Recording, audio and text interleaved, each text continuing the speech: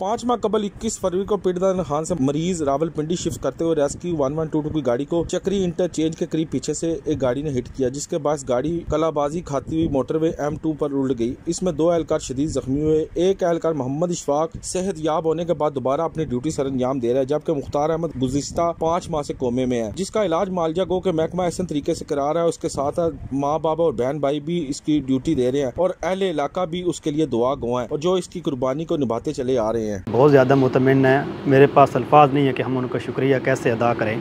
इदारे ने रेस्क्यू ने बहुत ज़्यादा कोऑपरेट किया है। 5 महीने से ये 2 अटेंडेंट्स है जो डे एंड नाइट ड्यूटी कर रहे हैं। उसके अलावा इसका पूरा ट्रीटमेंट जो है वो रेस्क्यू की तरफ से हो रहा है। स्पेशली हम शुक्रिया अदा करते हैं जनाब DO फैसल साहब का कि वो हमारे साथ बहुत अच्छा कोऑपरेट कर रहे हैं और जब से ये हादसा हुआ है उस दिन से आज तक वो हमारे साथ खड़े हैं। तो हमारे साथ काम करता था, तो हम इसको कोई तकलीफ़ हो तो हमें तकलीफ़ है।